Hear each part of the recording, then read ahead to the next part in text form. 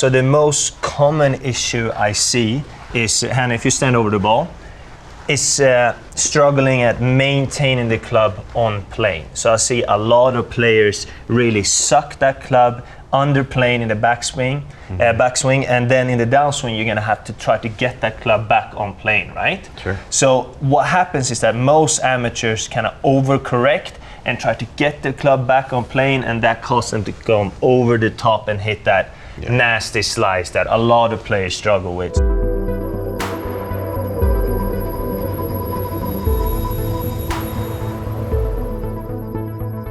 Hey, so I'm here with my friends Hannah and Frederick. We're going to talk about some backswing stuff. Frederick likes to teach a little golf on the side when you're not kicking people's butt on the golf course. So let's talk about some things that people do wrong on the backswing.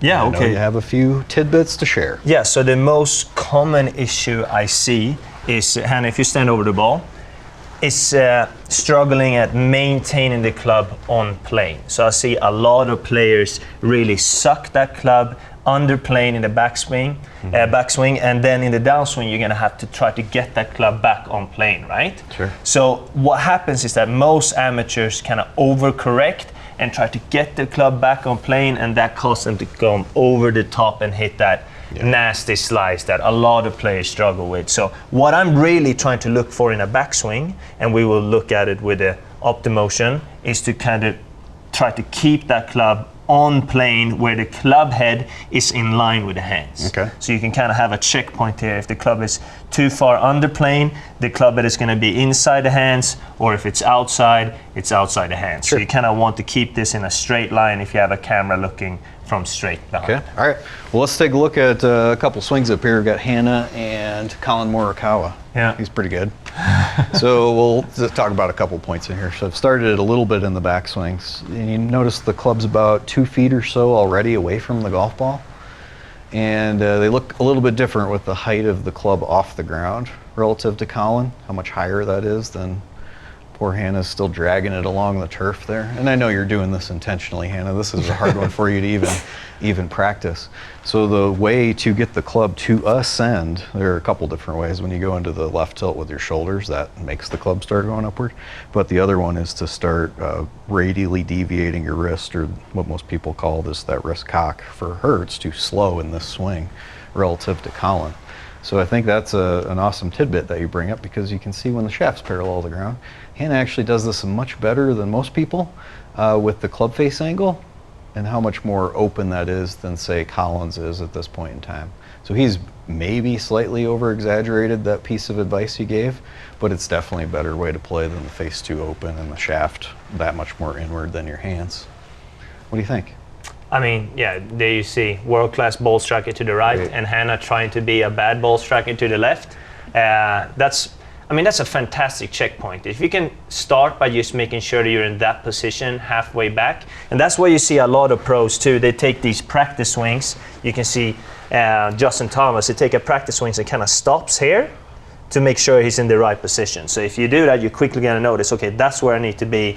I don't want to be there. Yeah, practice is the feel for how to line the shaft up when it's parallel to the ground. Exactly. Really. And then the other part you see in here is Colin's shoulders are more tilted to the left. That's a big problem with amateurs right there, Hannah. That's a good demo of don't have your shoulders level to the ground when the shaft's parallel to the ground. You're trying to have closer to 28, 29 degrees of shoulder tilt at that point in time. You do pretty well with the turns, and I know we're going to talk about that here in a second, but yeah, I think that pretty well covers it. You have to cock your wrists faster, and a good way to do that is practice, like you suggested with Justin Thomas. Line the shaft up with that down the line camera that you have, and you can practice that at home. And actually, and then just like you said too, don't feel like the shoulders rotate too flat. Kind of point that left shoulder down a little bit. It's going to help you maintain that club more outside or more on plane. Yeah, awesome advice. I guess other ways you could practice that, if you have a couch at home you could use as an obstacle, just anything you could prop up to help you not move the shaft inward too much with your level shoulders. And some people, it's not quite Hannah's case, but it's pretty close, actually uncock their wrist from a dress, ulnar deviate, and that's no bueno. That's a hard way to do it for sure. Okay, so we got that tidbit, and I think that's great advice for starting your backswing. What else do you see amateurs do that makes a mess of the rest of their game? So another thing I see, if I borrow your club there, is that they lack a lot of width in the backswing. So they tend to kind of either suck it in and and keep the club head and the hands too close to the body, or they lift it up. And if you don't have width, it's going to be very hard to have rotation in your backswing. So if you instead feel like you're really wide, almost like you're trying to shake someone's hand that's standing to the side of you, you're going to be able to rotate the body so much easier, get a lot of more shoulder rotation, and the club is going to travel further. And from this position, it's a lot easier to generate club head speed compared to if the hands are too close to your body. Yeah, exactly. And a lot of people don't do the backswing moves of bending yourself backward and turning enough early in the swing, and then to make it longer, you bend your elbows. That makes the club move You forward. cheated, right? Mrs. Havacamp from Caddyshack, perfect model for that. Exactly. So you know the club needs to be parallel, and if you don't rotate and have width, you're going to end up here. So what you do, you bend it, and you think this is perfect. You ever see that playing in Pro-Am, Santa? Oh, only occasionally. Only every single foursome that you play with? Okay. So check this out. With OptiMotion, what we can do here is measure the bend in your lead elbow. So this would be, I can't really make my elbow 0 degrees of flex. You can though, Hannah. You're doing a great job. It's always a little bit flexed. And this would be more degrees of flexion. And if you could hyperextend it, it would be an actual extended degrees number. So when you start taking it back, you're at 0 degrees. 0 degrees, and you can see your left arm, how straight that is, in particular, just your elbow here. There's no flex in that at all. Still at 0. Usually the lead elbow starts to bend a few degrees at the top as you're trying to slow the club down, and that's not wrong. And then generally from here, it'll start to straighten, as you see there. Bends a little bit more on the downswing. And then here's the earlier part you talked about, Frederick, when you move the shaft in too much on the way back. Check out Colin Morikawa when he's got his lead arm parallel to the ground.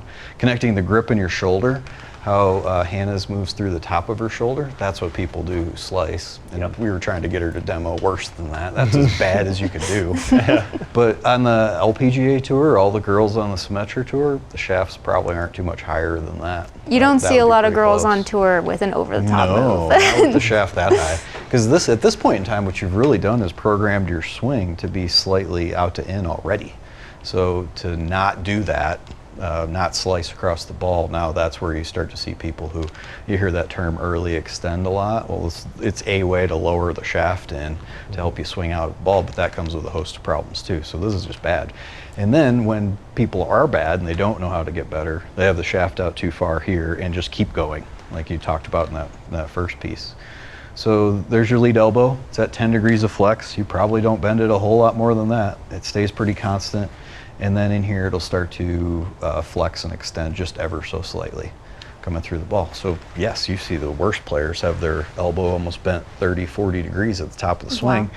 And that's not going to work too well, because on the downswing, when you straighten your arm out, that also changes your wrists and starts to move those towards uncocking or the ulnar deviation. And that's the beginning of smashing behind the turf, is having too much flex in your elbow.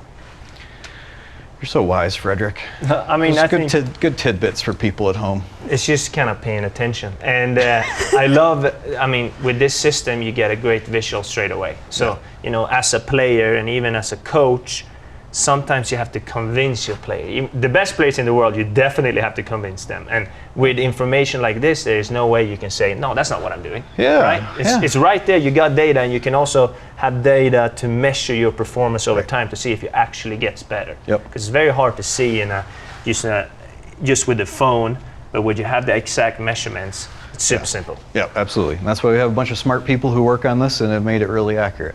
Here's like a pro tip for you though. A little bonus tip. At the point in time where your lead arm is parallel to the ground, you talked about making a good backswing. All the PGA Tour players that we've measured at this point in time have about 77 degrees of shoulder turn. So that, knowing that measurement at this point in time can help you make a good backswing, assuming that you do the wrist cocking as you described really well. That's like the makings of golf. It's a good way to start. I like your swing, Hannah. Right here is much better than earlier. I was trying my best. I'm trying to be over the top, but hard. that's not my move. It's hard demonstrating what you see other people do when True. you build this in. So you can always get help with this by getting your swing measured. That's the best advice for everybody, really. And then GOLFTEC coaches fix these problems all the time, just like you do. So Backswing Recap is a little quicker with the wrist hinge or set, or the wrist cock, or the radial deviation. However you want to term that, really doesn't matter. And then you mentioned at the top of the swing or throughout the entire thing, keep your elbow as straight as Hannah did, and you're off and running. Love it. Did I miss anything? No, I think It's just that simple. It's just simple. Simple with the right information. I wish it were that simple. There's plenty of other places to really make a mistake, but that would help you get off to a good start. You guys did awesome. Thanks, bud. You're real pros. Thanks. Thanks for watching.